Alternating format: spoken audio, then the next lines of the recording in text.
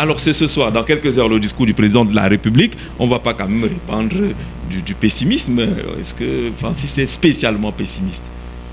Bon, je ne sais pas si je devrais être enthousiaste, parce que le chef de l'État va parler à la jeunesse.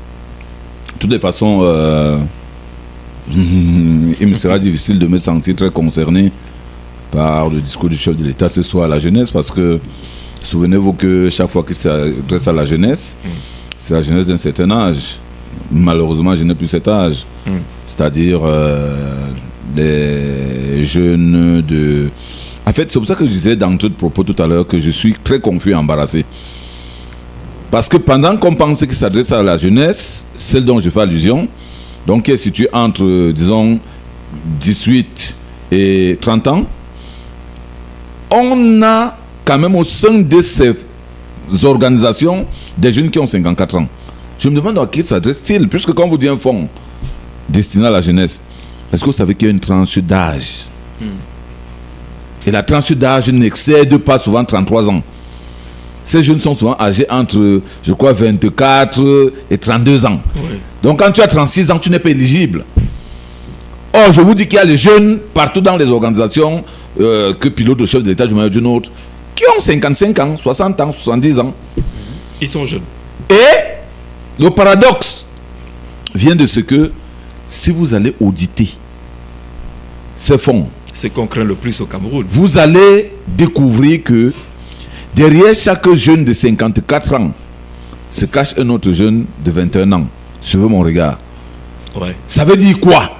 Ça veut dire qu'un jeune de 54 ans qui pilote une organisation qui est proche du président de la République et qui pouvait donc avoir accès à ce fonds, parce que celui qui gère les fonds est par ailleurs l'un de ses collègues ou je ne sais pas quoi, il va vers lui dit mais il y a des choses là, on fait comment? Il dit non mais tu vois, si tu avais 23, 24 ans, n'est-ce pas, je te pousse un truc. Il lui demande que mais tu penses que pour que j'ai l'âge là, il faut quoi? C'est compliqué. On va donc te prendre un kidam qui a 23, 24 ans, qui n'a même pas un projet convaincant et autres. Il suffit qu'on le présente, puisque c'est l'âge qui fait foi. Et un projet. Le projet est à la discrétion du donateur. Donc c'est lui qui dit si le projet est un projet, je vais dire, attirant, attrayant, ou je ne sais pas trop quoi, ou pas. Et c'est ça qui fait défaut dans notre pays. C'est pour cette raison que chaque fois que le chef de l'État a donné les instructions pour un projet jeune, pour les appuis de ci ou de ça, on a le sentiment que ça ne produit pas.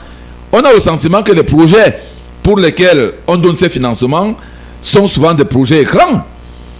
Parce qu'à la fin, le projet ne prospère pas. Pourtant, le projet a reçu tous les accompagnements qu'il faut. Alors, vous comprenez que nous sommes dans un éternel recommencement. Est-ce qu'on va continuer de faire comme cela? Et après, généralement, on fait des choses, on ne dit pas les projets. Ouais. Mais ce n'est pas possible. Qui fait le suivi évaluation de ces projets? Qui fait ça? Est-ce qu'on a déjà commis des auditeurs externes? Parce que je vais vous dire, pour les projets qui sont les projets, par exemple, Banque mondiale, qui arrivent au Cameroun, Jean-Jacques, il faut savoir que il y a les auditeurs internes et les auditeurs externes. Oui. Ça veut dire que quand vous avez fini d'auditer le projet à l'interne, le bailleur de fonds envoie un auditeur externe. Ça veut dire que si le projet était mal mené, tout de suite on sait comment est-ce que ça a été mal mené. Et généralement, les gens, vous avez entendu, il y a l'un des projets d'ailleurs qui est passé à la guillotine, le Pagère U. On a arrêté des gens qui sont allés en prison. Et je vous dis que tous les projets sont exactement comme ce Pagère U là. D'accord. Allez, Jean-Jacques Béat, le jeune, est-ce qu'il y a des attentes particulières? Quand on est jeune, nous avons des attentes dans le sens que c'est le président de tous les Camerounais et en même temps le président des jeunes, M. Paul Biya. Et M. Paul Biya est un avatar politique, comme on aime si bien le dire. C'est-à-dire quoi? Vous avez les gros mots, les hommes politiques, là, avatar politique. Il a quand même cumulé près de 44 ans aujourd'hui à la tête du Cameroun. Donc du coup, pendant ces 44 années, nous avons écouté 43 discours. Le 44e discours sera dans quelques heures. Nous avons écouté 43 discours dans lesquels les jeunes ont toujours été attentifs, ont toujours eu des grandes attentes. Mais vous savez, Monsieur Paul Biya reste le même. Ça veut dire que c'est pas en vieillissant qui va changer la manière de s'asseoir. Et vous savez que quand on a été jeune, ou bien quand on est jeune, et qu'à chaque année, on reçoit des promesses. On écoute des visions de la jeunesse. On parle de la jeunesse, la vision de la jeunesse, ce que la jeunesse doit être, qu'est-ce que la jeunesse doit faire, comment on va accompagner la jeunesse, et que bien après, on se rend compte que au Cameroun, comme d'habitude, on met souvent la charrue avant les bœufs. Donc, on vous donne un bon discours bien structuré, bien écrit. D'ailleurs, il faut donner une médaille d'honneur à celui ou à ceux qui écrivent le discours du président de la République. Ah bon? Oui, il faut donner une médaille d'honneur à ces personnes. Ceux qui écrivent dans le discours dans les prochains jours et les prochains jours n'arrivent pas. Oui, il faut donner une médaille d'honneur à ces personnalités. Je ne sais pas quelle est la plus grosse distinction qu'on puisse donner au Cameroun. Ils sont nos commandeurs. Voilà, il faut qu'on donne à ces personnes la médaille de commandeur. Commandeur de l'ordre national de la valeur, c'est quoi, commandeur? Parce que ils nous ont rendu stériles à l'écoute du chef de l'État. Stérile. Oui, parce qu'aujourd'hui, quand on écoute le chef de l'État, on reste sur notre fin. On sait qu'il va toujours dire du déjà vu. Ce qu'il a dit, il va le redire, sans toutefois changer. Parce que je peux déjà vous donner la structure du discours de ce soir sans y être. Il va rappeler d'abord son discours de l'investiture où il a parlé de la jeunesse. Il va prendre par exemple la résilience des indomptables malgré les difficultés qui ont fait une bonne participation à la Coupe d'Afrique. Il va revenir sur l'instruction qu'il a donnée au ministre de mettre sur pied un projet jeunes et femmes et pour embrayer dans le budget, il y a les 50 milliards dans le budget mis pour la promotion d'entrepreneuriat jeune. Une sorte de fonds de garantie pour l'entrepreneuriat jeune. Donc, et qu'on ne va plus vous demander forcément de présenter un titre foncier. L'État s'engage à mettre en place ces mécanismes de garantie. Il va revenir sur la délinquance juvénile qu'on voit et qu'on sort, les féminicides et les infanticides, tout ce qui va avec, il va revenir dessus. Mais au fond, c'est vrai que c'est ce que nous avons vécu. On a vu un détail qui a plu dans les discours du président à la jeunesse. Avant, il y avait régulièrement des chiffres, nombre d'emplois créés, 300 000, nombre d'emplois créés cette année. Mais depuis 4 ou 5 ans, j'ai l'impression qu'il a dit que l'affaire là... Parce que Jean Jazé, si vous faites 300 000 emplois x 5, vous êtes à 15 000. À 1 500 000 emplois. 1 500 000 jeunes employés au Cameroun. Mais ça se ressent dans la rue. Comme des nus. Ça se ressent comme dans les rues. Ça doit se ressentir dans la rue.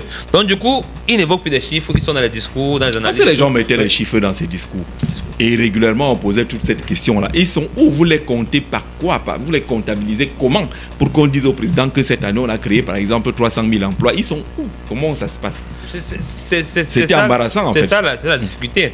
Parce qu'aujourd'hui, on a un chef d'État qui, il faut le dire, ne connaît plus la jeunesse. Parce que pour parler à la jeunesse aujourd'hui, il faut connaître les réalités de cette jeunesse en 2026. Parce que la jeunesse de 1982 n'est plus la même que 2026. Aujourd'hui, c'est une jeunesse qui a ses défis, qui a sa vision, qui vit avec son époque dans une planète, en fait, dans un écosystème planétaire assez concurrentiel. Donc il faut comprendre ces enjeux.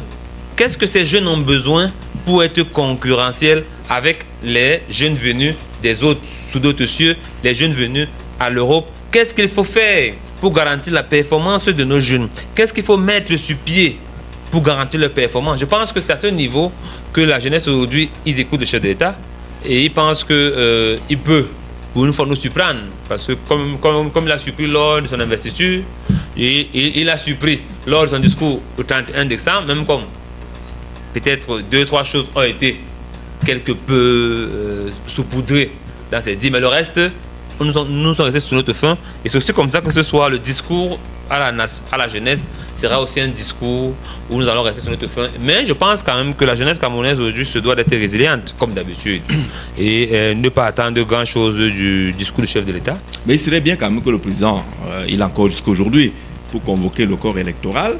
Peut-être qu'il pourrait en profiter pour demander aux jeunes de se mobiliser davantage pour participer à cette élection, prendre d'assaut les communes, peut-être le Parlement. Jusqu'à présent, on n'a pas... Mais il doit s'exprimer aujourd'hui. Qu'il proroge les mandats des conseillers municipaux ou qu'il convoque le corps électoral, il doit faire un décret aujourd'hui. Il doit forcément faire un décret. Et je suis même sûr que c'est à signer. On met juste la date et on publie le décret. Maintenant, qu'est-ce qu'il va dire dans le décret? Nous attendons. Mais moi, je vous dis sincèrement, le chef de l'État va proroger ces élections. Parce que même cette jeunesse-là, qui doit aller à l'élection, elle n'est pas prête pour l'élection, Jean Jazé. Parce que pour l'élection, quand même, il faut d'abord une caution de 50 000 francs. Et après, il faut faire tous les autres dossiers.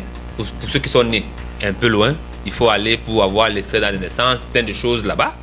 Et revenir avec, mettre dans le dossier. Il y a là, c'est compliqué. Je pense qu'à ce niveau, sauf si le Parlement, puisque ils vont entrer en session le 10 mars, je crois qu'il va proroger.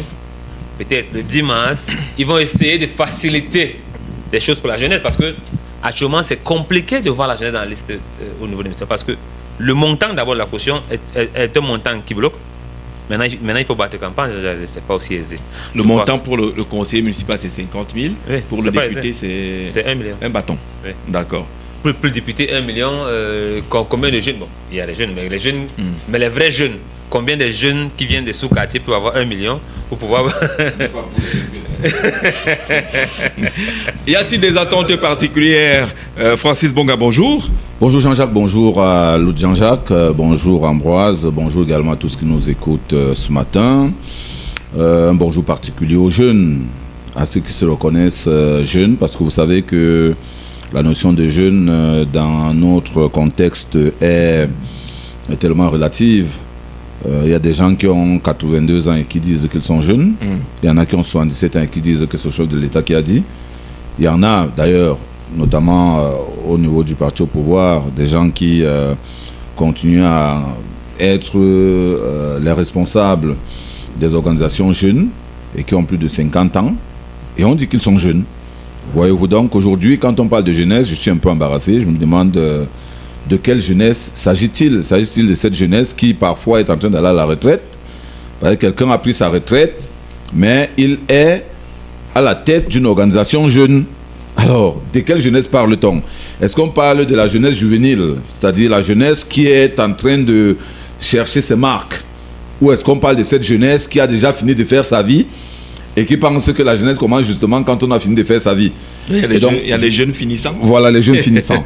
Alors, mais qu'est-ce qu'on peut attendre du chef de l'État? Je crois que pour ceux qui sont habitués à écouter le discours du chef de l'État, savent pertinemment que la structure n'a jamais changé, c'est la même structure. C'est-à-dire que le chef de l'État commence toujours son discours par une introduction. Après l'introduction, il passe à ce qu'on appelle les félicitations et reconnaissances pour ceux qui ont posé des actes de bravoure. À l'époque, c'était les Lions indomptables qu'on mettait toujours en avant et beaucoup d'autres. Maintenant, c'est Tony Obama. Maintenant, parfois, c'est Tony Obama. Vous vous souvenez l'année dernière, justement. Je ne sais pas quel autre jeune on va mettre en exergue cette année. Je rappelle qu'il y a un qui a d'ailleurs fait le tour des médias récemment. On dit qu'il est un expert en nucléaire. Il est même sorti, il est passé à la NASA, tout ça. Je crois que ce ne sont pas les noms qui manquent. Et vous savez que le chef de l'État... La suite, c'est quoi? La suite, c'est... Effectivement. Il y a des gens qui sont là, justement, pour apporter ces informations au chef de l'État, pour structurer son discours, pour que son discours garde l'authenticité habituelle. C'est pour ça que je dis, après l'introduction, il y a souvent donc les félicitations et encouragements de cette espèce de jeunes-là. Après quoi, le chef de l'État passe souvent au diagnostic des problèmes des jeunes. Et le problème qui revient le plus souvent, c'est le problème de l'emploi. C'est le problème de l'emploi qui revient très souvent depuis quelque temps avec la montée en puissance des produits psychotropes. Il a également estimé que c'était un problème qui affectait beaucoup la jeunesse, c'est-à-dire la jeunesse qui consomme un certain nombre de produits dont il ne maîtrise pas les conséquences. C'est les deux problèmes qu'il identifie la dernière fois, donc à savoir le problème de l'emploi, le problème des drogues. Et après le diagnostic des problèmes, il passe donc souvent à l'engagement du gouvernement aux responsabilités, c'est-à-dire qu'est-ce que le gouvernement entend faire pour répondre effectivement à ces problèmes diagnostiqués. Et c'est donc là qu'il vous rappelle souvent qu'il a donné les instructions à tel de recruter tel, il a donné les instructions à tel de mettre sur pied un fonds de tel, il a donné l'instruction à tel de mobiliser tel montant pour mettre à la disposition de la jeunesse, il a donné tel... Voilà donc comment le chef de l'État fait. Et après donc ces engagements du gouvernement, il passe donc à ce que j'appelle l'appel à l'action de la jeunesse. L'appel à l'action de la jeunesse, c'est souvent pour demander à la jeunesse de se mobiliser et de prendre son destin en main. Et c'est là qu'on retrouve souvent la fameuse phrase « retrousser les manches, ci et ça ». Donc voilà un peu la structure du discours du chef de l'État qui pour moi n'a rien de nouveau, qui pour moi ne me surprend pas, qui pour moi ne peut pas être quelque chose de nouveau dans ce qu'il va apporter. Donc le chef de l'État... Mais cette année est quand même particulière. C'est au lendemain d'une élection. J'aurais pu le penser. Il a un nouveau mandat. J'aurais pu le penser si, au lendemain de son discours de fin d'année, il avait implémenté les propos du discours. C'est vrai qu'on dira dans quelques jours que nous sommes toujours c'est-à-dire nous sommes toujours dans l'actualité de quelques jours. Mais je crois que pour un gouvernement, pour un État démocratique, nous avons l'habitude de calquer ce qui nous plaît. Vous voyez, dans les grandes démocraties, comme nous aspirons à devenir une grande démocratie, ce qui se passe, c'est que après une élection, notamment présidentielle, cher ami Jean-Jacques Zé, le gouvernement dépose sa démission. Ça, c'est vraiment, c'est le B à bas pour ceux qui sont dans les grandes démocraties. Ça dit, dès qu'on a élu un nouveau chef d'État, même si on lui a renouvelé la confiance, le gouvernement qui l'a accompagné pour le précédent mandat, au soir de son investiture, dépose sa démission. On l'a vu, on vient de le voir. Et comme un État ne peut pas fonctionner sans gouvernement, le chef de l'État s'est donc obligé de mettre sur pied un nouveau gouvernement. Nous serions donc attendus. Quitte à ce qu'ils reconduisent. Quitte à ce qu'ils reconduisent ce gouvernement. Oui. Ce qui serait une aberration. Parce qu'on ne peut pas reconduire un gouvernement qui lui-même n'est pas complet. Vous savez que ce gouvernement, il est incomplet. C'est comme une équipe qui a commencé le match à 11. Et au terme de 90 minutes et que le match est terminé, l'équipe de Jusqu'à s'est qualifiée pour les quarts de finale. Mais en quart de finale, on se rend compte que le coach a lié encore 10 joueurs. Donc même celui qui a eu le carton rouge au dernier match continue à être sur le banc, on ne le remplace pas. Donc on ne peut pas fonctionner comme cela. Et c'est en cela que je dis que on ne peut pas avoir espoir dans ce contexte que le chef de l'État vienne ce soir dire quelque chose qui surprenne les gens. Ce soir, il viendra naturellement dire des choses auxquelles nous sommes habitués. Il va réitérer aux jeunes sa volonté de les impliquer davantage dans la gestion des affaires de la nation. Et je verrai bien le jeune qui ira applaudir après, parce que le chef de l'État dit que c'est le mandat des jeunes et des femmes. Je crois qu'ils ont eu tout le droit d'applaudir, de danser et de festoyer le 31 décembre au soir, après ce discours qui annonçait cela.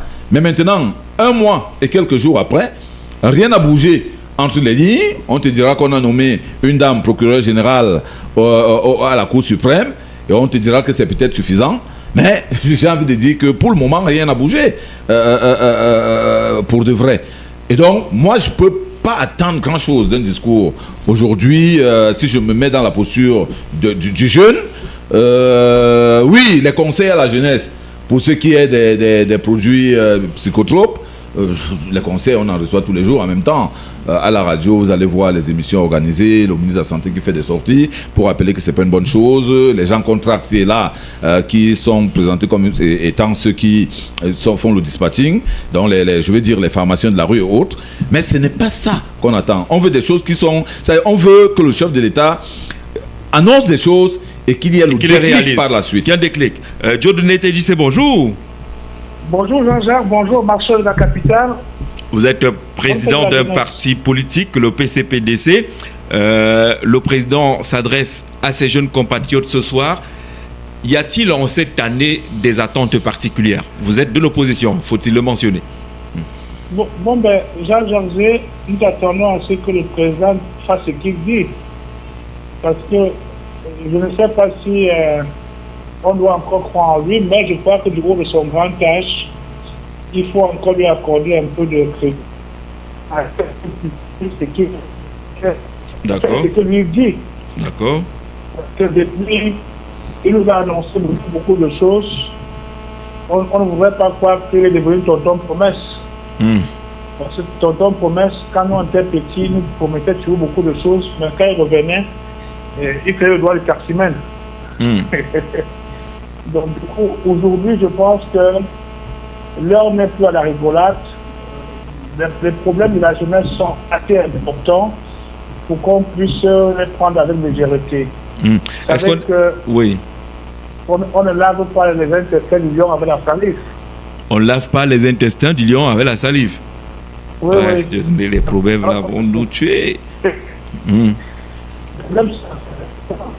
Et nous pensons qu'il nous est urgent de mettre au moins une allocation à venir jeunesse.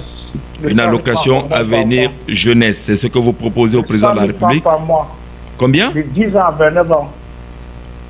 Financé par le prélèvement de 2 francs par minute après connexion. Que ces conseillers comprennent que c'est le mandat du président, c'est pas leur mandat. Et que du coup, le président a besoin de laisser un héritage. On est disponible pour lui apporter des explications comment ça va arriver. Les 100 000 francs par mois et par mois, 10 ans à 29 ans. Ça va faire que les enfants seront plus derrière les motos, ils vont plus se plaindre, ils seront en train de faire l'agriculture, l'élevage. Et le pays va prendre un envol au niveau économique pour pouvoir nourrir les autres pays d'Afrique centrale. Mais lorsqu'on vous entend parler, Président, on a l'impression que vous pensez que ceux qui sont aux affaires sont en panne d'idées? Non, ce n'est même pas ça le problème, Jean-Jacques. Il se trouve que j'ai échangé avec certains de leurs conseillers. Certains ont traversé des étapes très difficiles et ils ont fini par devenir aigris. Ils pensent que nous autres qui venons sans avoir subi tout ce qu'ils ont subi, on pense que la vie est trop facile. Ils doivent savoir la science infuse. C'est l'orgueil.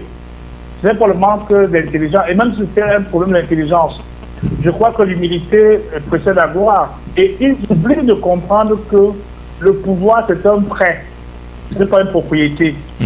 Il faut éviter d'utiliser le pouvoir pour user. Commander, c'est d'abord protéger, aimer avant de commander. Mais il y a quand même beaucoup d'idées qui ont été développées. Les programmes, les plans, dans tous les ministères, pratiquement, il y a quelque chose pour les jeunes. Il y a même du liquide. Le plan spécial triennal jeune, près de 103 milliards de francs CFA, un fonds de garantie de 50 milliards est annoncé. Ça fait quand même beaucoup d'idées. Le problème, c'est donc quoi? La matérialisation, le suivi ou une mauvaise orientation? Non, ce n'est pas une mauvaise orientation, Jean-Jacques. Il se trouve que vous ne pouvez pas être un soldat et vous venez commander des gens qui ne comprennent rien de l'armée.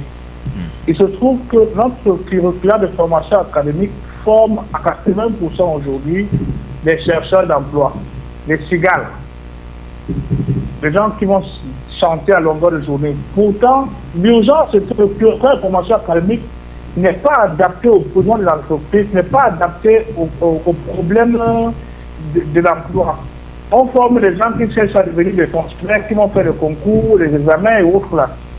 Pourtant, ces montants annoncés en espérant que c'est disponible auraient pu avoir de l'impact si le curriculum de formation académique avait formé des gens dans des domaines technologiques variés. De façon à ce que quand l'argent arrive, que ça trouve un esprit prêt à mettre en application. Voilà, par exemple, je fais un parallèle. C'est pour ça qu'ils ont mis le programme Réamorce en place, non? Le Réamorce, pour le réarmement moral. Le réarmement moral, puisque là, c'est toujours théorie, Jean-Jacques. Nous avons 2440 établissements secondaires d'enseignement général. 791 établissements secondaires d'enseignement technique, 62 ENIET, 11 ENIET. Faites le ratio. Donc, le réarmement moral ne peut pas se faire dans le vent. Il faut que le réarmement moral prouve d'abord que l'enfant, depuis la maternelle, a commencé à être préparé à un métier particulier. Et le réarmement moral, après la préparation en termes de métier, devrait pouvoir épouser la formation obligatoire à 16 ans pour 6 mois. Ça permet que désormais, l'enfant comprend que le pays t'a apporté, la nation t'a pris en compte, tu dois retourner aux générations futures, ce que les générations précédentes t'ont donné. Malheureusement, aujourd'hui, on a comme l'impression, on fait de la 60e année. Bon, regardez ceux qui s'occupent de la jeunesse, et qui sont jeunes. Ils sont Vous pas comprenez jeunes. qu'on est en déphasage. Le plus jeune ministre à quel âge? Il tourne dans les 50 quelque chose d'années. Oui. Est-ce qu'il peut aujourd'hui parler avec ma fille qui a 14 ans, qui fait seconde? C'est deux mondes bien différents. Bref, il faut que nous comprenions que l'État n'a pas vocation à être le mammouth. L'État a vocation à faciliter la création d'emplois en instaurant un dispositif éducatif capable de répondre aux besoins de l'entreprise. Tout le problème du Cameroun est un problème culturel, est un problème éducatif, est un problème spirituel. Si vous résolvez le problème éducatif avec un curriculum de formation qui ouvre la porte à la création d'emplois, vous résolvez le problème spirituel qui consiste à comprendre que ce n'est pas parce que vous appartenez à une organisation mystique de quoi que ce soit que ça va vous faire évoluer. Vous verrez que tout va aller pour le mieux. Et vous n'aurez plus de gens qui seront obligés de payer pour arriver à la fonction. Alors, une élection ou des élections locales sont annoncées les prochaines semaines ou les prochains mois. Est-ce que le jeune est prêt à relever ce défi? Certains jeunes sont prêts. Certains jeunes sont prêts. La plupart sont là pour dire je vais pas dedans. Le parti au pouvoir les a infantilisés au point où chacun ne voit qu'en termes de ce qui gagne, ce qui manque. Il préfère aller vendre son vol pour une boîte de sardines, pour un morceau de pain. Mais je pense que le jeune doit être prêt parce que les défis sont assez élevés et on ne peut pas, face à une situation comme celle que nous traversons, rester dans la procrastination, rester dans les plaintes. Arrêtons le batching youth, le batching Cameroun. Remettons le rêve camerounais, parce qu'il y a un rêve camerounais que les pères fondateurs avaient construit et que nous sommes aptes à porter. Faisons confiance à la nouvelle génération. Arrêtons au lieu de venir faire des propositions en termes de projet, commencer à dire comment tel a détourné, tel a fait 43 ans, tel est vieux, tel est jeune. Parce que être jeune, ce n'est pas un programme. Être vieux, ce n'est pas un programme. Nous pensons que les élections municipales à venir, nous sommes prêts. Maintenant, que l'arbitre du jeu continue à faire le jeu arbitral que nous avons commencé à voir. D'ailleurs, les élections ont été convoquées dans les commissions de révision électorale. Et que nos aînés comprennent que un homme qui ne laisse pas d'héritage à ses enfants ne mérite pas avoir vécu. D'accord. Merci, c'est clair là-dessus. Merci, Président du TDC du PCPDC pour cette intervention au 6 91 94 38 29, au 675 14 90 16, qui dit oui, critiquer, d'accord, mais il faut créer les conditions d'un rêve. Le rêve, le jeune peut-il encore rêver au Cameroun? Sur quoi doit-il fonder son rêve? Jean Jazé, le jeune au Cameroun est appelé à rêver. Beaucoup vont dire que mon discours de maintenant va constater avec ce que j'ai toujours dit. Il y aura un très grand contraste. Mais je dis, le jeune doit rêver. Parce que nous sommes dans un pays où il faut tout construire. Jean Jazé, il faut se dire que le Cameroun est une jeune démocratie. Nous sommes une nation. Toujours jeune démocratie. Une démocratie, Jean Jazé. Parce que à quel moment avons-nous eu l'Assemblée nationale, bon, les petits territoriales et tout? En quelle année? En quelle année avons-nous eu un Premier ministre camerounais? En quelle année avons-nous eu un Premier président camerounais? Et ça fait combien d'années que nous sommes indépendants? À peine une soixantaine d'années. Ils ont 70 ans et par là, ou bien 76 ans. Voilà, nous sommes indépendants. Mais cela montre donc que au Cameroun, nous avons tout à fait dans Jazé. Et pour le jeune, il faut réfléchir autrement quand on est jeune aujourd'hui. Quand on est jeune aujourd'hui, il faut réfléchir. Qu'est-ce que je peux apporter à la société? C'est vrai, c'est difficile. Mais il faut se dire, moi en tant que jeune, si j'ai la chance de faire l'étude ou pas, je fais un petit métier. Qu'est-ce que moi je peux apporter? Parce qu'aujourd'hui, la jeunesse se contente de crier, de pleurer. Et se dit, oui, tout va mal, nous sommes d'accord, Jean Jazé. Mais il y a aujourd'hui des pans où les jeunes doivent se concentrer. Nous avons parlé ici, il y a des jeunes qui scrollent les téléphones en longueur de journée. Mais Jean Jazé, mais quelle découverte Internet? Ou bien quelle création Internet? Quelle création aujourd'hui? L'apport d'Internet ou l'apport de TIC en général quand nous parlons. Aujourd'hui, le Cameroun est à refaire parce qu'au Cameroun, aujourd'hui, tout se fait encore de manière basique. Tout se fait encore archaïquement. Mais il faudrait que les jeunes se posent la question de savoir, je suis jeune, qu'est-ce que je vais laisser à la postérité dans mon pays? Est-ce que mon nom va s'effacer parce que, étant jeune, Ayant fait ça, j'ai commencé à boire du Ha au quartier. Je me suis assis là, au palais du Ha tous les jours, et je vais mourir là. Non. Paul Biya fait ce qu'il fait. C'est Paul Biya. Président de la République, il a fait ce qu'il pouvait faire. Il continue de faire ce qu'il peut faire à son niveau, lui. Maintenant, toi, tu es jeune. Tu te plains tout le temps d'un monsieur qui est déjà nonagénaire. Oui. Et tu ne vois pas que il est plus proche de la sortie que du commencement. Mais ce pays, c'est ton pays, toi jeune. Le Cameroun, c'est ton pays. Ce n'est plus le pays de Paul Biya, entre guillemets. En fait, pour dire que M. Paul Biya, ce n'est plus trop son pays, parce que d'ici quelques temps, il ne sera plus là. Mais toi qui vas donc hériter du Cameroun, de ce que tu as vu tes parents faire, tes parents, tes aînés, les erreurs qu'ils ont eu à commettre, donc, est-ce que tu vas commettre les mêmes erreurs? C'est la question qu'il faut se poser quand on est jeune. Maintenant, les discours politiciens, Jean-Jacques Zé, ne nous minent souvent à rien. Ça, il faut être clair. Moi, il faut qu'on soit clair. Parfois, on fait la politique pour... mais les politiques font le discours pour être élus. Là, maintenant, je parle en tant que jeune. Hein. J'enlève ma casquette de haute casquette. Les politiques font le discours pour être élus, Jean-Jacques Zé. Pour être élus et pour gérer les affaires de l'État et de la cité. C'est normal. Mais depuis que nous avons les élus au Cameroun, à quel moment les élus ont travaillé dans la proportionnalité d'aider les Camerounais? Peut-être à partir de la mandature 2020, peut-être. À partir peut-être de la mandature 2020, qu'on a commencé à avoir un impact significatif dans l'émulation de la compréhension même d'un élu. Puisque à l'époque, Jean-Jacques Zé, moi je savais qu'un député c'est un demi-dieu. Et que pour être député, il fallait être choisi par Dieu. Ça veut dire qu'il fallait être choisi par Dieu. Parce qu'on avait mystifié cela. Parce que ça servait les intérêts des politiciens de gérer l'argent de l'État et de jouir des avantages de l'État sans permettre, sans œuvrer au bien-être de ceux qui les ont votés et ceux pour qui ils sont à ces postes-là. Donc aujourd'hui, il faut se dire, j'ai été jeune, je suis jeune, je peux aussi gérer ces choses. Je peux aussi créer de la richesse à mon niveau et je peux aussi utiliser les outils que j'ai aujourd'hui pour développer une certaine intelligence aussi, pour créer de la richesse, pour permettre aussi à aider d'autres jeunes. Parce que le jeune aujourd'hui se dit, on doit m'aider, on doit m'aider, on doit m'aider, on doit m'aider, on doit m'aider. Non. Mais il oublie que s'il se retourne un peu, derrière lui, il y a une longue chaîne.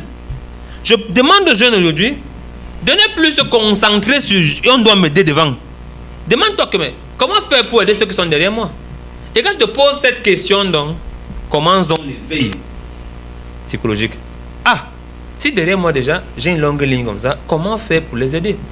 Comment j'ai les solutions maintenant pour que eux qui viennent derrière toi trouvent des situations, des bonnes situations. C'est pourquoi il faut s'intéresser. Là maintenant, je reviens à la politique. Ah, tu changes de casquette. Non, s'intéresser, je parle en tant que jeune, s'intéresser à la politique. Toi, avec toutes tes casquettes là, tu vas finir par nous s'intéresser. Non, c'est le petit frère de Messanga Yambi. Du professeur Messanga Yambi. Vous savez que le prof a 20 casquettes. Parfois c'est le politologue, parfois c'est le professeur, parfois c'est l'enseignant de droit public. Parfois des fois c'est une seule phrase, il change de trois casquettes. D'accord. Parce qu'il faut se dire, si je peux avoir un poste électif et peut-être la tête de l'exécutif, avec ce que j'ai déjà préalablement travaillé et préalablement compris de la gestion de la cité, je peux faire mieux pour le bien-être de ceux qui sont devant moi et ceux qui viennent derrière moi. Pour qu'en partant de là, je laisse quelque chose de pérenne à ma population, à mes jeunes frères et à mes parents qui vivent. Parce qu'il faut améliorer les conditions de vie et mettre aussi les jalons pour que ceux qui viennent derrière vous aussi puissent bénéficier de votre travail. Il faut le faire, Jean-Jacques Zé. Ce n'est pas sorcier, mais c'est juste que nous réfléchissons mal. Comme Cabral, le Nord Cabral avait dit, n'allez pas là-bas. Donc ne réfléchissez pas là-bas où votre cerveau vous amène de la facilité. En demandant que M. Motaze doit partager 8 800 milliards. On vend le Cameroun, non, il ne peut pas le faire. Mais tel ministre ne peut pas vous donner l'argent que vous avez besoin. Mais maintenant, vous, qu'est-ce que vous apportez à la société pour créer de la richesse, pour aider ceux qui sont derrière vous? Alors, on va essayer d'avoir un jeune. Oui, on va essayer d'avoir un jeune au téléphone. Bienvenue, Bolo. Vous êtes en direct sur Capital FM. On marche sur la capitale à la veille de la fête de la jeunesse et quelques heures avant le discours du président. Vous êtes un acteur politique, mais très jeune d'ailleurs, du parti au pouvoir, c'est ça? Bienvenue. Du RDPC. Exact, oui. Vous êtes président de sous-section? Président de sous-section RDPC. De quelle localité? Soie. Alors de Soie, ça tombe bien, justement. Est-ce que le jeune aujourd'hui a le droit de rêver encore d'un Cameroun meilleur? Au Cameroun, avec assurance et sans embâche, je peux vous dire que le jeune a le droit de rêver. Le Cameroun est une terre d'opportunité, une terre déjà où il y a la paix, sans laquelle aucun développement n'est possible. Oui. Nous avons, au niveau de l'éducation, plusieurs institutions qui s'occupent de l'encadrement de cette jeunesse. Et nous pensons que lorsqu'on regarde l'environnement au Cameroun, des jeunes ont un énorme potentiel. Un potentiel entrepreneurial, un potentiel sportif, un potentiel culturel. Et ces jeunes-là, en fait, pour ne pas dire le fer de lance de la nation, ces jeunes représentent la force motrice qui peut faire évoluer le Cameroun. Donc, ils ont le droit de rêver d'un pays meilleur. Mais pourquoi il y a ce climat de pessimisme qui semble régner en milieu jeune? Ils ont l'impression, ils disent qu'ils sont abandonnés, qu'ils sont sacrifiés. Pourquoi ce pessimisme ambiant? Bon, on ne voudrait pas dire qu'ils... Je peux pas affirmer tout de go qu'ils sont sacrifiés ni abandonnés, tout simplement parce que dans les générations, il y a souvent un transfert de génération en génération. Oui, il faut... Il ne faudrait pas que ce soit un conflit générationnel entre les très grands aînés et la jeunesse qui est en train d'arriver. La jeunesse doit simplement savoir qu'elle doit se prendre en main, elle doit assumer sa citoyenneté, parce que Jean-Jacques, si vous parcourez un peu les listes électorales, vous allez vous rendre compte que beaucoup de jeunes ne sont pas inscrits sur les listes électorales pour exercer le droit de vote. Absolument. On ne peut pas simplement rester à la maison et toujours demander. Il faut que les jeunes participent aux affaires publiques. Et le premier devoir de participation, c'est s'inscrire sur une liste électorale et voter. S'inscrire sur la liste et voter. Et maintenant, si on se rend compte que les leaders qui nous gèrent, qui gèrent peut-être le pays, qui gèrent certaines régions, qui gèrent certaines communautés, ne sont pas à même de satisfaire les aspirations des jeunes, alors les jeunes les sanctionnent par le droit de vote. Donc, ces jeunes ne doivent pas se décourager. Nous ne devons pas nous décourager comme jeunes. Tout au contraire, c'est dans la résilience que la jeunesse va s'en sortir. Justement, des élections, c'est dans les tout prochains jours, les prochaines semaines ou les prochains mois, les élections locales. Est-ce que vous sentez qu'il y a une mobilisation des jeunes dans votre parti ou dans d'autres partis politiques? Est-ce que le jeune est conscient de ce que c'est son moment, par exemple? Je peux également dire à ce niveau que beaucoup de jeunes ont pris conscience. D'accord. Beaucoup de jeunes ont pris conscience. Et au niveau de notre parti politique, le RDPC, cela a commencé même avec les propos du président de la République, qui a fait tôt de préciser que le mandat est celui des femmes et des jeunes. Alors, beaucoup de jeunes ont pris conscience qu'il y a une interpellation qui vient du sommet de l'État et qu'il faut qu'ils commencent à participer. Vous verrez, dans les prochaines élections, même à travers le parti, il y aura un certain rajeunissement parce qu'il faut respecter la parole du président national vis-à-vis non seulement du peuple camerounais, mais même de son propre parti politique. Le président national, son excellence Paul Biya, ne peut pas dire que c'est le septembre des femmes, des jeunes, et on met les femmes et les jeunes de côté. Donc ce que le président attend, c'est simplement que les gens osent et qu'ils pensent qu'ils peuvent déjà prendre un certain nombre de responsabilités. Je pense qu'aux prochaines élections municipales et législatives, le rajeunissement sera certain. Vous êtes président de sous-section RDPC, pas OJRDPC. RDPC. Moins de 35 ans, bienvenue. Bon, on peut dire qu'au niveau du parti, cela n'est pas respecté. Ouais. Cela n'est vraiment pas respecté avec scrupuleusement. Si on parcourt les militants du RDPC dans pas mal de sections, on va se rendre compte qu'il peut y avoir des militants qui ont dépassé 35 ans, qui militent toujours au niveau de l'OJRDPC. Ça, le constat doit être froid et nous devons être honnêtes de le reconnaître aussi. Mais maintenant, le tout n'est pas trop au niveau de l'âge, en fait. Oui. Le tout, c'est de militer au sein du parti et d'avoir la conviction que ce parti a une idéologie qui peut permettre de promouvoir le développement du pays. C'est ce qui reste essentiel. Mais maintenant, lorsqu'on prend le contexte de notre pays également, on va se rendre compte que la jeunesse, parfois dans notre pays, on considère qu'on est jeune lorsque c'est 40, 50 ans. Bon, à 45 ans, parfois, on ne pense pas trop que nous sommes encore jeunes. Ça, je parle du contexte. Je parle du contexte, mais pas des textes. D'accord, bienvenue. Bolo suivra évidemment le discours du président Paul Biya à la jeunesse ce soir. Est-ce qu'il y a un intérêt à le suivre? Ce n'est pas le premier que vous allez suivre. Est-ce que celui-ci vous paraît particulier? 2026, début d'un mandat dédié à la jeunesse. Justement, Jean-Jacques, le premier discours du président de la République au cours de ce septennat de grandes espérances doit être scrupuleusement scruté et suivi par la jeunesse. Ouais. Tout simplement parce que même lors de sa prestation de serment, le président avait déjà annoncé les couleurs en disant aux jeunes, voilà, vous aurez un fonds de 50 milliards pour vos projets. Je crois que c'était une annonce forte. Et puis, le président également a demandé la reprise des études doctorales dans l'ensemble des structures universitaires de notre pays. Et nous avons vu que ça a été très effectif les mois qui suivaient. Et tout ça, c'est en faveur de la jeunesse. Et là, maintenant, le président de la République doit s'adresser aux jeunes pour la toute première fois après avoir été élu pour ce septennat. Nous pensons que nous devons suivre ces discours et écouter attentivement ce que le président nous a dit. Si lui-même, pour la première fois également pendant la prestation de serment, précise que le septennat est celui des femmes et des jeunes, en s'adressant spécifiquement et spécialement aux jeunes, il y a lieu d'avoir de fortes attentes.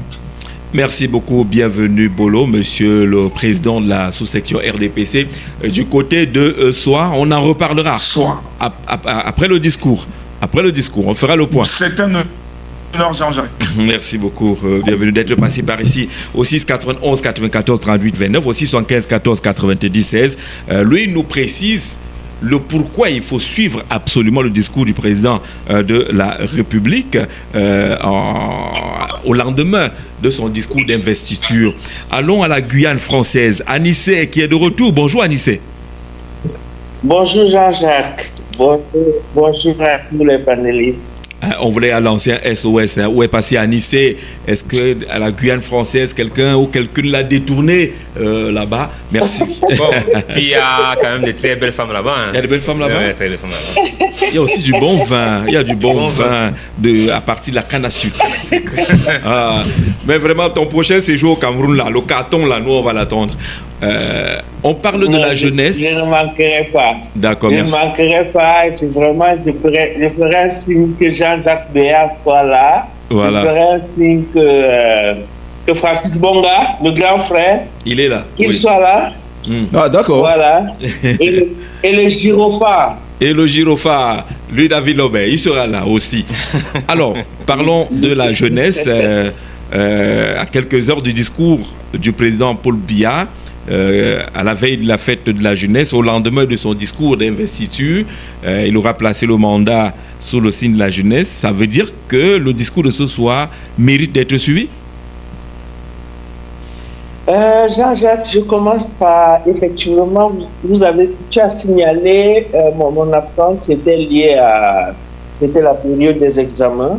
Ouais, et je me suis un peu privé parce qu'il fallait que je termine les examens. Non, c'est pour la bonne cause. Bon, en ce qui concerne le discours présidentiel, je viens tout juste d'écouter le président de l'OJRDPC. Du RDPC, du RDPC. Voilà. De soi. Et lui-même, Jean-Jacques, il confirme qu'il n'y a plus de jeunes à l'OJRDPC au Cameroun. Il lui-même, il confirme. Vraiment, c'est contextualisé. Il nous raconte un français un peu compliqué. C'est contextualisé, c'est ramené en fonction des contextes. Lui-même confirme qu'au RDPC, il n'y a plus de jeunes. Donc là, on dit 35 ans.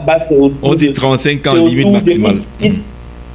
Il a dit que la jeunesse au RDPC, c'est autour de 40, 60 ans. Écoutez, écoutons bien ce que les enfants du président, ceux qui sont dans la chambre du président, on nous dit.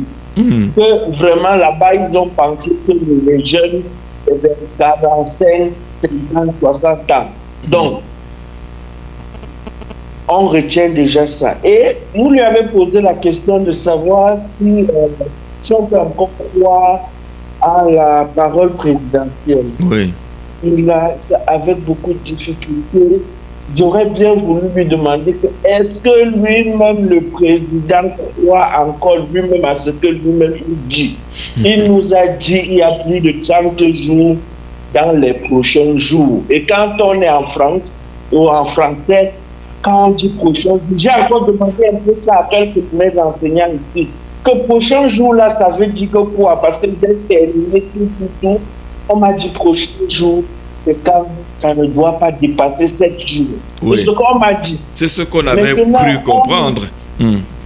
On est dans des contextualisations compliquées. On dit que non, prochain jour même, ça peut faire 365 jours.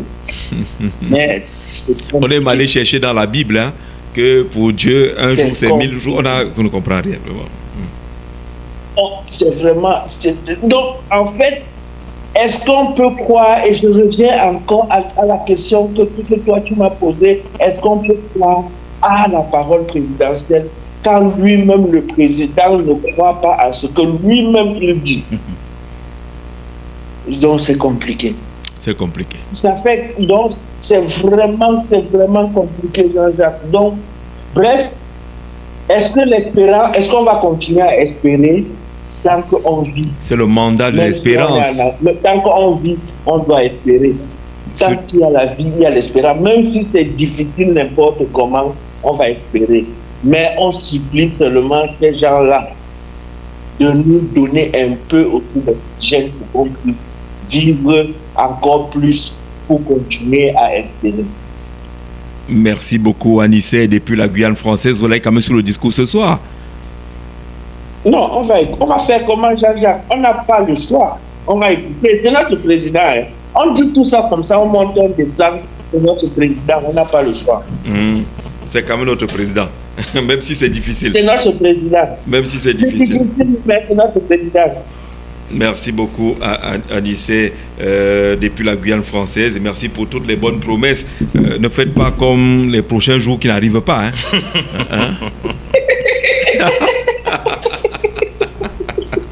Non, c'est clair. D'accord, merci beaucoup. On va du côté de l'Espagne maintenant, après la Guyane française. Buenos dias. Monsieur Jean-Jacques, buenos dias à tout le panel. Enfin, le jour du discours, un autre discours, c'est le 40e ou 43 ans. Mais on n'a pas le choix, on va seulement suivre le discours. Voilà, ça au moins, on va suivre.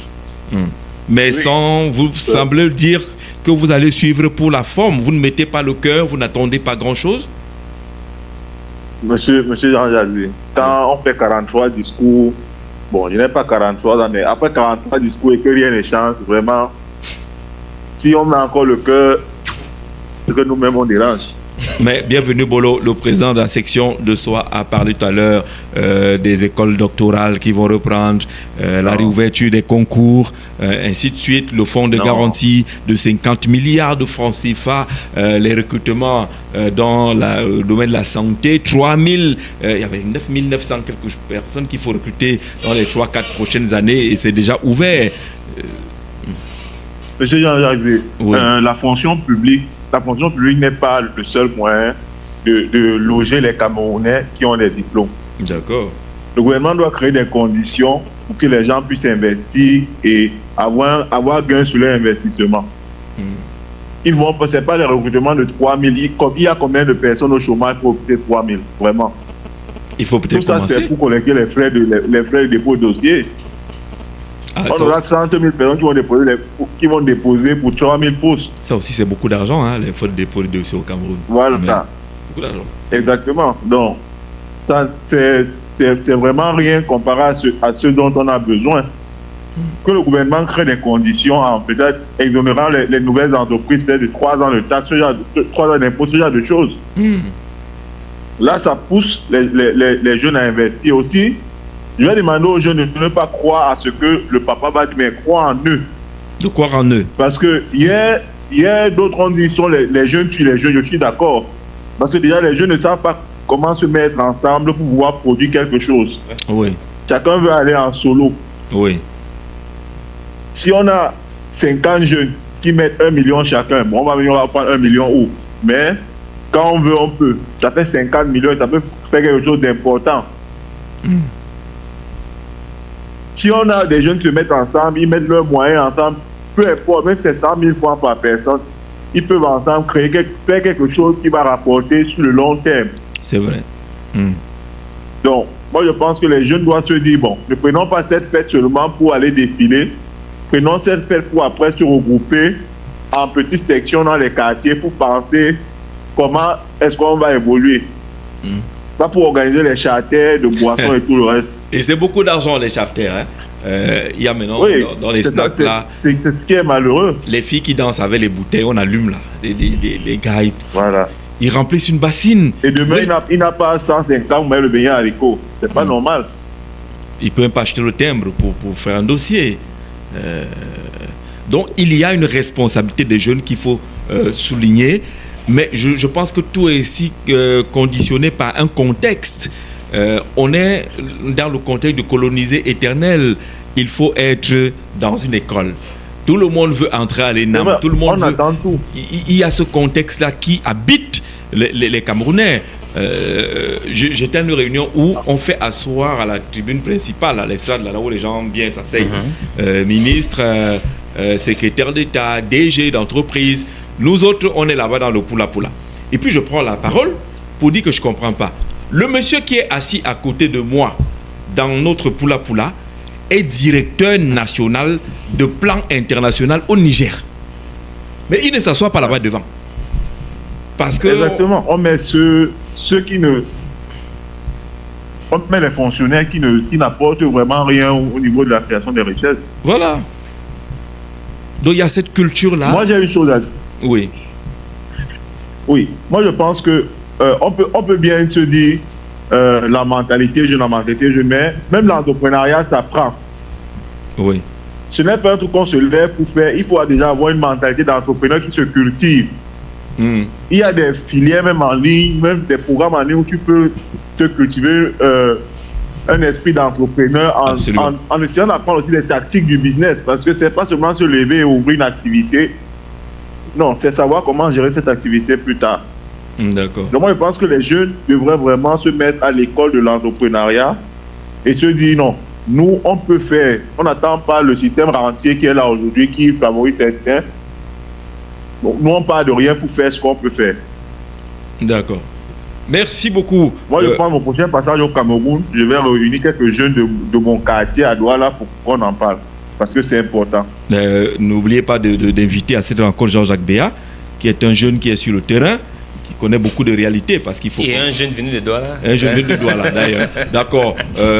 On attend le prochain passage du frère au Cameroun. Merci depuis l'Espagne de participer. On marche sur la capitale à la veille de la célébration de la fête de la jeunesse. Quelques heures avant le discours du président de la République. Il faut travailler sur la jeunesse aussi. Et c'est important, Francis Bonga. Si vous faites une émission, vous recevez quelqu'un qui vous parle, je ne sais pas trop, de sa start-up importante, les gars qui fabriquent les drones, ainsi de suite, vous verrez que votre émission sera la moins regardée. Mais si vous convoquez Croqueuse de Diamants, vous l'invitez à une émission, le nombre de vues est exponentiel. J'ai vu Croqueuse de Diamants à une émission, au sortir, les gens l'attendaient à la barrière. Parce qu'on a dit qu'elle partage l'argent à minuit. Les jeunes se sont levés, ils ont coupé le sommeil pour venir attendre que pour nous ici. le jeune, il faut travailler sur le mental, sur le jeune. Oui, parce que, vous savez, tout part de la construction de l'éducation de la jeunesse. Comment est-ce que nous construisons l'éducation de nos jeunes? Vous savez, il y a des pays où on limite un certain nombre de choses. Oui. J'ai appris tout récemment qu'au Burkina Faso, le nouveau président Traoré est en train de prendre un certain nombre de dispositions relativement aux réseaux sociaux. Absolument. Alors, vous allez observer que tous ces jeunes qui vont donc se positionner au sortir d'une émission connaissent Crocos et Diamant haut. Sur les réseaux sociaux. Sur les réseaux sociaux. On doit filtrer les contenus. C'est-à-dire que Crocos des Diamants, c'est qui? Est-ce que les contenus qu'elle propose sont les contenus qui peuvent éduquer? Dès que tes contenus ne peuvent pas éduquer, on te sanctionne. On te retire de là. Alors, mais, Jean-Jacques, aujourd'hui, influenceur, c'est un métier. C'est-à-dire qu'il y a qui disent qu'ils sont des influenceurs. Si on peut traquer les journalistes qui sont réunis dans une corporation, pourquoi ne doit-on pas traquer les influenceurs? C'est un corps de métier qui communique à travers un support de communication. Donc je crois que le Conseil national de la communication devrait étendre ses tentacules dans les réseaux sociaux. Il ne doit pas se limiter simplement à traquer ceux qui parlent à la radio et à la télé. Ah ouais. Parce qu'aujourd'hui, un autre véhicule de communication, les réseaux sociaux. Un véhicule beaucoup plus dangereux que les médias, parce que dans les médias, on a quand même la chance que ce sont les professionnels, la plupart du temps, qui parlent à la radio. Ce sont les professionnels, la plupart du temps, qui reçoivent les invités. Et qui peuvent à un moment donné dire à une personne, non, ça tu ne peux pas le dire ici, parce que ce n'est pas une bonne chose. Mais imaginez-vous quelqu'un qui a son support de communication, où il n'y a personne pour lui dire, tu ne peux pas dire ci ou ça. Alors nous sommes là dans la débandade. Nous sommes là dans le fourre-tout. Dans la construction de l'éducation de notre jeunesse, à travers les réseaux sociaux, est une construction ratée. Et c'est pour cette raison qu'effectivement, les jeunes pensent que partager l'argent à minuit, c'est un modèle. Une personne qui le fait, c'est un modèle, c'est quelqu'un qu'il faut suivre. Sans savoir comment est-ce que la personne a fait pour avoir tant d'argent. J'ai entendu cette jeune fille, je crois, dire que c'est parce qu'elle a ouvert un salon de coiffure. Ou elle coiffe deux filles. Donc elle a commencé à coiffe deux filles. Après, elle a le milliard. C'est la question que Baébek pose. Mais ce n'est pas possible d'arrêter cela. Ce n'est pas possible du tout. Même celles qui ont excellé dans ce domaine, je veux dire le domaine de la beauté, on a vu combien de temps ça a pris. Parce qu'il y a une là, elle était à l'Omnisport, après elle a ouvert 2, 3, 4, 5. Aujourd'hui, je crois qu'elle est à Dubaï, je ne sais pas trop où. Mais ces structures fonctionnent ici. Il y a un parcours. Il y a un parcours. Elle n'est pas devenue ce qu'elle est devenue en un jour. Non, pas du tout. Et il y a eu un parcours. On a vu commencer par une seule boutique. C'était à l'Omnisport. Au bout de quelques temps, elle a commencé à grandir et à faire un certain nombre de choses. Et en enquêtant même, on s'est rendu compte que, en plus de ces structures de beauté, elle s'est lancée dans un certain nombre de petites affaires. On appelle vulgairement chez nous les marchés. Avec ses connexions et autres, elle a pu avoir des petits marchés qui lui ont permis d'agrandir son activité. Alors, mais tu es une jeune dame. On dit que 2 mois plus tôt, tu étais apprenante dans une structure, dans un salon de je ne sais pas trop quoi, une structure de beauté. Et après, tu as décidé de te mettre à ton propre compte. Après, tu te mets à ton propre compte que tu te comportes comme une milliardaire. Ah, mais non! Je dis donc que nous avons une mission. Je parle de nos dirigeants. C'est de reconstruire l'éducation de nos jeunes à travers la traque des réseaux sociaux. Il faut trouver une solution, j'ai envie de dire, durable à cela. Mais là, il faut convoquer ceux qui sont en charge de ce secteur. Justement, c'est eux que je convoque. Le ministère des Postes et Télécommunications, le ministère de la Communication. L'agent de régulation des télécommunications. Oui. On a des structures. Ils doivent se mettre ensemble et trouver des moyens rigides pour pouvoir restreindre cette propension à donner une mauvaise éducation à nos jeunes. Ben, c'est là qu'ils s'éduquent plus. Et ils sont plus amenés à s'éduquer par là, parce que là, ça passe plus vite. C'est le tu à toi, c'est des choses qu'ils aiment entendre. Si on passe par les mêmes canaux pour construire une éducation qui va plutôt dans le sens de promouvoir une start-up, de promouvoir l'auto-emploi, de promouvoir les petits métiers qui ont pignon sur rue. Mais Jean-Jacques, le jeune ne va plus s'intéresser à celle qui dit qu'elle part à minuit, mais plutôt à un jeune qui a commencé à faire la mécanique en janvier, qui au terme de 2 ans est sorti de sa formation, qui est en train de réfléchir comment ouvrir son garage, mais qui pendant ce temps vous dit comment il passe ses journées. Ses journées, c'est qu'il est là. Et puis, ou alors, il est en train de marcher en route, quelqu'un tombe en panne devant lui. Quelqu'un tombe en panne devant lui. Et il va au secours de cette personne. Il dépend de la personne. Il va rester chez lui. Il devient un potentiel mécanicien de cette personne. Oui. Quand la personne aura une panne demain, la personne va l'appeler. C'est comme ça que nous fonctionne. Moi, avec mon véhicule, je pense très souvent à un mécanicien qui m'a dépanné. Même si j'ai un mécanicien qui, lui, pense qu'il est le titulaire. Mais très souvent, en fonction de là où tu es tombé en panne, Jean-Jacques, tu demandes, est-ce que je n'ai pas un gars dans la zone? Et tu appelles celui qui est le plus proche, de toi. Donc, je pense qu'il y a un travail de fond à faire. Bonjour, vous êtes au téléphone. On marche sur la capitale, vous salue. Bienvenue. Oui, Jean-Jacques, bonjour. C'est Martial à la parole. Martial, bienvenue à quelques heures avant le discours du président de la République et avant la célébration de la fête de la jeunesse. Est-ce qu'il y a des attentes particulières aujourd'hui pour le jeune en fonction par rapport au discours ou par rapport à ce mandat qui est placé sous le signe de la jeunesse et de la femme? Bon, je vais d'abord commencer par saluer tous les marqueurs qui t'accompagnent là-bas.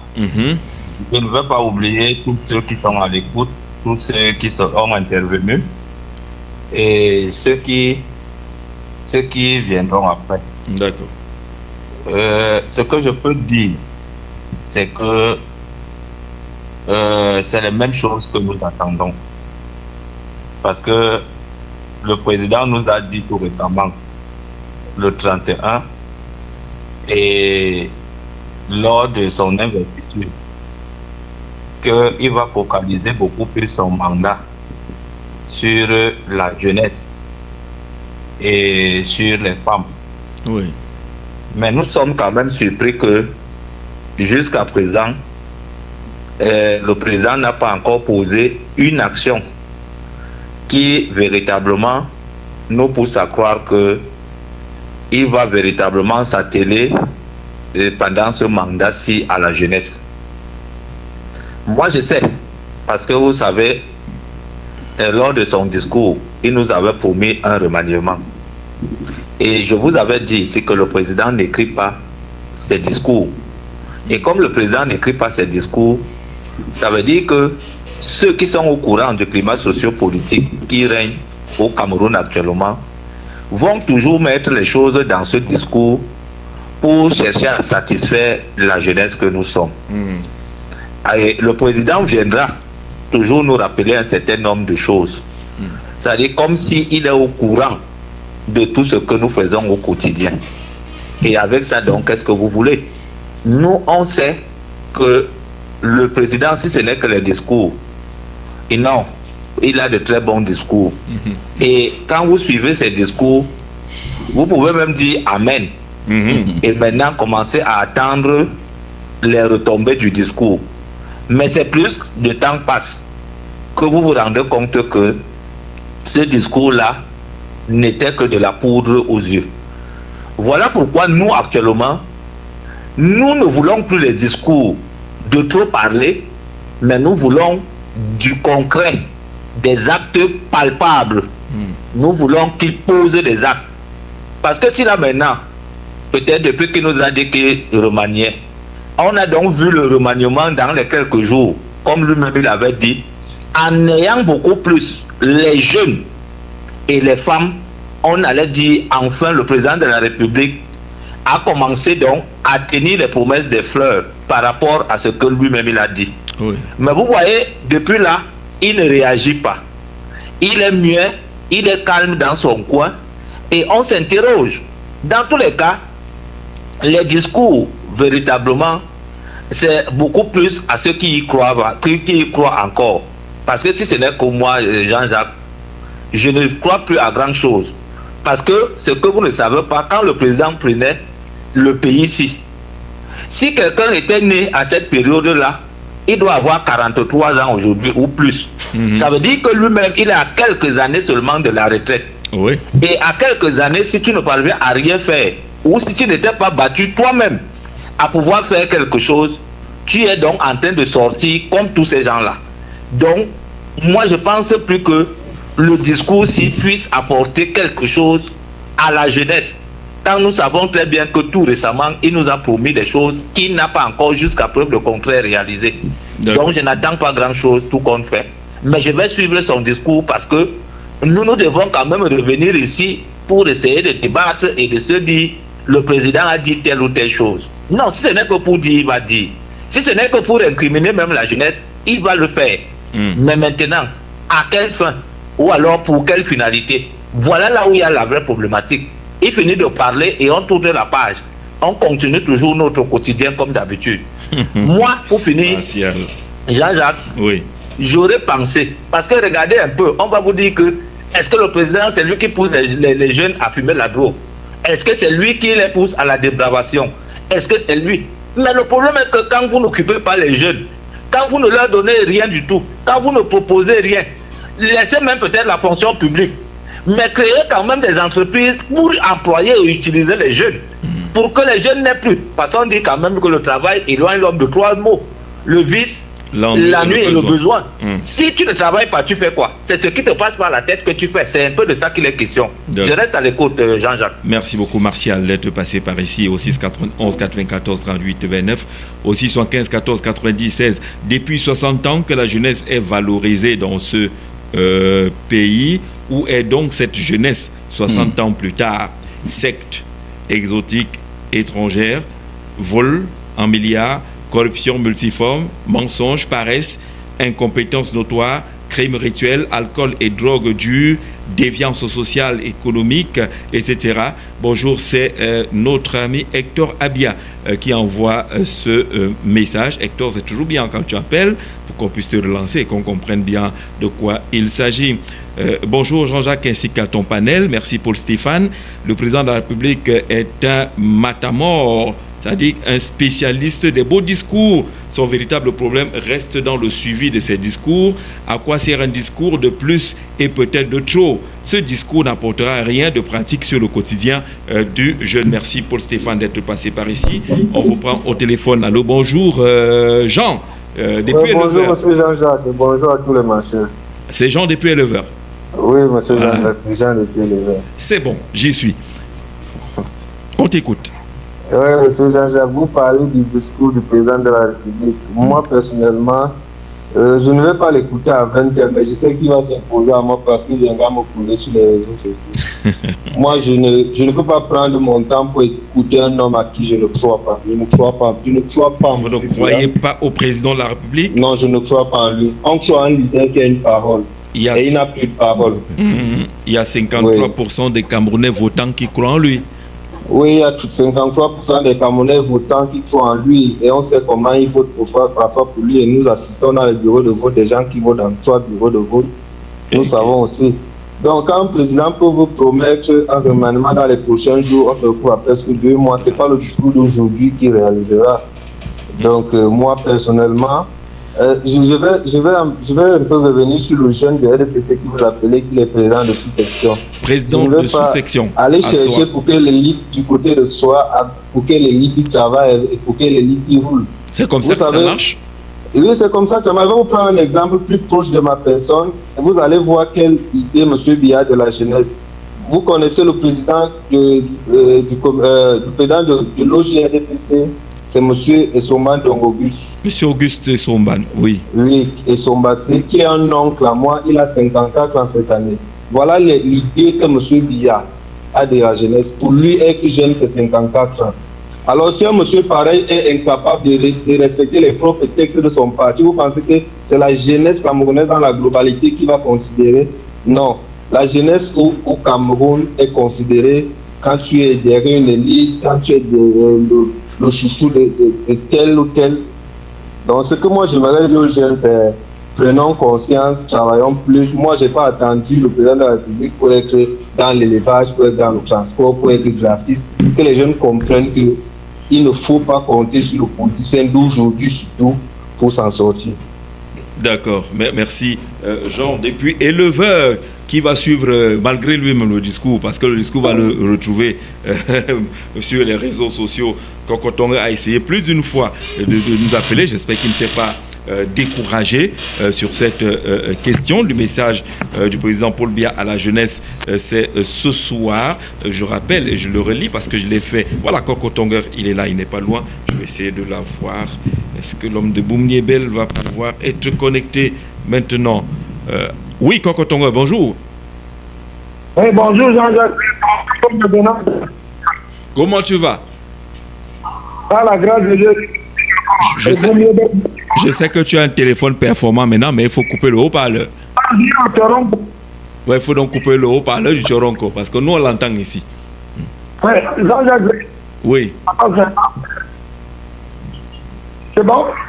Pas encore. Vous vous éloignez alors de la radio si vous êtes à côté d'un poste. Je m'éloigne de haut-parleur de Jean-Jacques. Éloignez-vous de la radio, voilà. Merci. Je voulais tout simplement dire que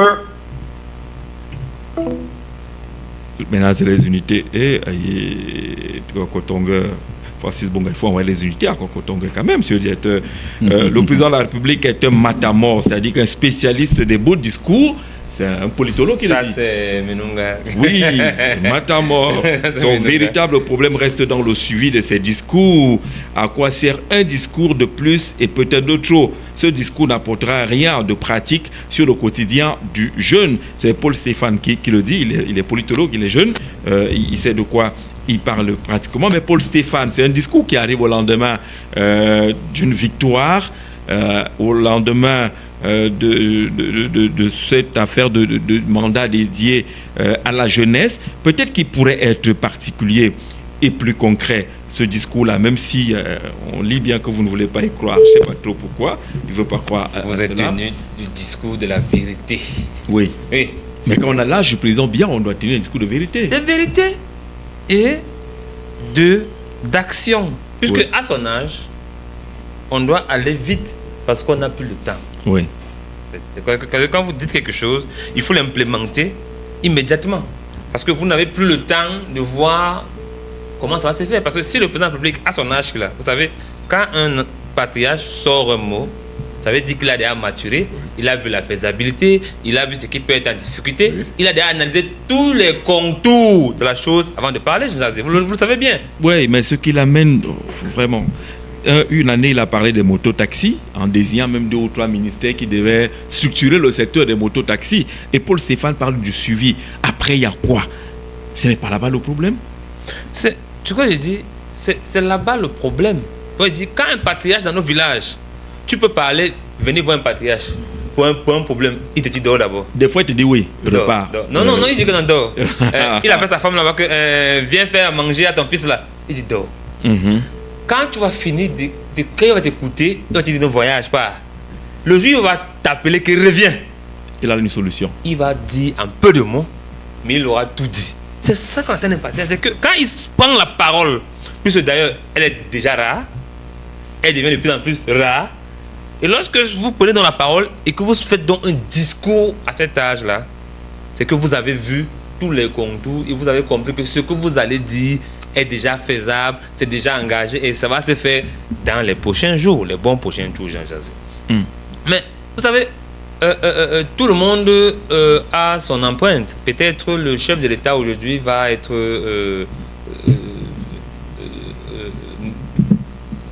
en fait, va nous laisser ses discours. Comme le dit Menunga. Oui, on va peut-être essayer d'aller au Canada. Voilà, je vois bien l'indicatif, c'est le Canada. Allô, bonjour. Oui, bonjour, monsieur Jean-Jacques. Comment on vous appelle? Mon nom, c'est Kevin. Il a dit Kevin. Kevin. Oui, depuis le Canada, c'est ça? C'est bien ça, depuis Montréal. Bonjour à votre panel. Merci, bonjour et bienvenue. Malgré le décalage horaire, vous êtes là. Oui, toujours. Monsieur Bonga a tellement bien parlé. J'ai écouté son intervention par rapport à ce que les chargés de la communication doivent faire pour les réseaux sociaux et tout. Oui. Mais dites-vous que la jeunesse est assez résiliente à mon goût déjà. Parce que nous avons beaucoup de jeunes dans l'informel et tout. Mais nous avons un gouvernement qui travaille pour se maintenir au pouvoir. Et eux ne gagneraient pas à avoir une jeunesse éclairée ou une population éclairée. Parce que ils ont la misère est vraiment politiquement utile. Pour eux, la misère est politiquement utile. C'est politiquement utile dans ce cas. Une jeunesse qui souffre quotidiennement ne rêve plus. Donc je ne veux pas en vouloir aux Camerounais ou aux jeunes qui ont décidé de se lancer dans l'informel ou la moto et de se contenter de cela, parce que si je m'en tiens aussi aux propos de M. Béa, je l'inviterai à lire le contrat social de Rousseau. Oui. Parce que la jeunesse du Cameroun aujourd'hui est à l'image de ce que les gouvernants ont voulu qu'elle soit, malgré qu'elle soit résiliente. Donc, je n'en voudrais pas aux jeunes qui diront aujourd'hui qu'ils ne croient plus ou qui ne veulent pas écouter le discours du chef de l'État. Parce que malheureusement, ils ont implanté une misère sociale qui est en faveur de leur politique. Ils ont appris aux Camerounais et à la jeunesse à vivre, à s'en tenir au mal-être, à la peur. Malheureusement, c'est dans ça que nous vivons.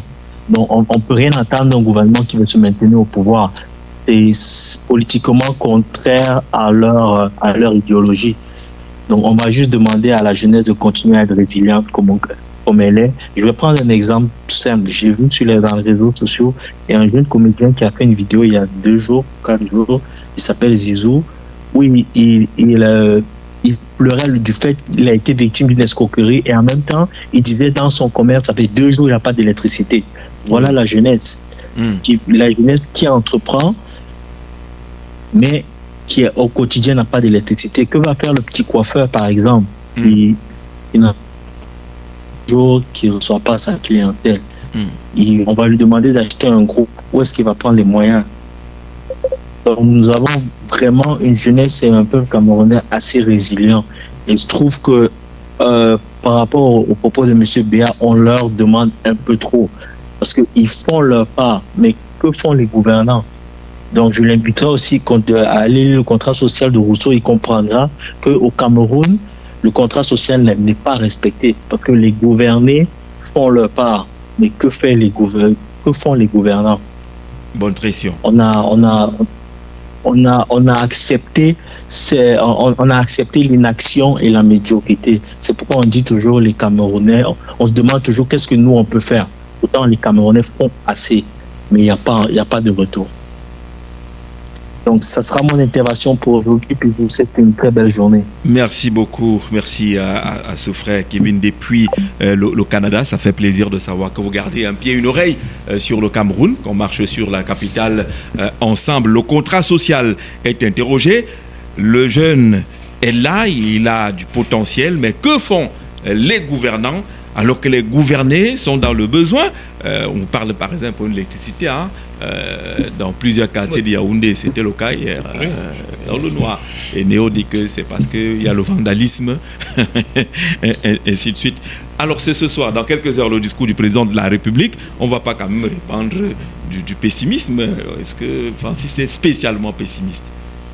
Bon, je ne sais pas si je devrais être enthousiaste, parce que le chef de l'État va parler à la jeunesse. De toutes les façons, il me sera difficile de me sentir très concerné par le discours du chef de l'État ce soir à la jeunesse, parce que souvenez-vous que chaque fois qu'il s'adresse à la jeunesse, c'est la jeunesse d'un certain âge. Malheureusement, je n'ai plus cet âge. C'est-à-dire des jeunes de... En fait, c'est pour ça que je disais dans tout propos tout à l'heure que je suis très confus et embarrassé. Parce que pendant qu'on pensait qu'il s'adresse à la jeunesse, celle dont je fais allusion, donc qui est située entre, disons, 18 et 30 ans, on a quand même au sein de ces organisations des jeunes qui ont 54 ans. Je me demande à qui s'adresse-t-il, puisque quand vous dites un fonds destiné à la jeunesse, est-ce que vous savez qu'il y a une tranche d'âge? Et la tranche d'âge n'excède pas souvent 33 ans. Ces jeunes sont souvent âgés entre, je crois, 24 et 32 ans. Oui. Donc quand tu as 36 ans, tu n'es pas éligible. Or, je vous dis qu'il y a les jeunes partout dans les organisations que pilote le chef de l'État du Mali d'une autre, qui ont 55 ans, 60 ans, 70 ans. Ils sont jeunes. Et le paradoxe vient de ce que si vous allez auditer ces fonds, c'est qu'on craint le plus au Cameroun. Vous allez découvrir que derrière chaque jeune de 54 ans se cache un autre jeune de 21 ans. Suivez mon regard. Ouais. Ça veut dire quoi? Ça veut dire qu'un jeune de 54 ans qui pilote une organisation qui est proche du président de la République et qui pouvait donc avoir accès à ce fonds parce que celui qui gère les fonds est par ailleurs l'un de ses collègues ou je ne sais pas quoi, il va vers lui dit mais il y a des choses là, on fait comment? Il dit non mais tu vois, si tu avais 23, 24 ans, n'est-ce pas, je te pousse un truc. Il lui demande que mais tu penses que pour que j'ai l'âge là, il faut quoi? C'est compliqué. On va donc te prendre un kidam qui a 23, 24 ans, qui n'a même pas un projet convaincant et autres. Il suffit qu'on le présente, puisque c'est l'âge qui fait foi. Et un projet. Le projet est à la discrétion du donateur. Donc c'est lui qui dit si le projet est un projet, je vais dire, attirant, attrayant, ou je ne sais pas trop quoi, ou pas. Et c'est ça qui fait défaut dans notre pays. C'est pour cette raison que chaque fois que le chef de l'État a donné les instructions pour un projet jeune, pour les appuis de ci ou de ça, on a le sentiment que ça ne produit pas. On a le sentiment que les projets pour lesquels on donne ces financements sont souvent des projets écrans. Parce qu'à la fin, le projet ne prospère pas. Pourtant, le projet a reçu tous les accompagnements qu'il faut. Alors, vous comprenez que nous sommes dans un éternel recommencement. Est-ce qu'on va continuer de faire comme cela? Et après, généralement, on fait des choses, on ne dit pas les projets. Ouais. Mais ce n'est pas possible. Qui fait le suivi évaluation de ces projets? Qui fait ça? Est-ce qu'on a déjà commis des auditeurs externes? Parce que je vais vous dire, pour les projets qui sont les projets, par exemple, Banque mondiale, qui arrivent au Cameroun, Jean-Jacques, il faut savoir que il y a les auditeurs internes et les auditeurs externes. Oui. Ça veut dire que quand vous avez fini d'auditer le projet à l'interne, le bailleur de fonds envoie un auditeur externe. Ça veut dire que si le projet était mal mené, tout de suite on sait comment est-ce que ça a été mal mené. Et généralement, les gens, vous avez entendu, il y a l'un des projets d'ailleurs qui est passé à la guillotine, le Pagère U. On a arrêté des gens qui sont allés en prison. Et je vous dis que tous les projets sont exactement comme ce Pagère U là. D'accord. Allez, Paul Stéphane interrogeait le suivi qui est fait lorsqu'on met en place ces projets et ces programmes, en vous disant qu'une fois qu'on dit projet, ça doit avoir une durée déterminée. Quand on dit programme, ce n'est pas éternel. Il faut bien qu'on le sache.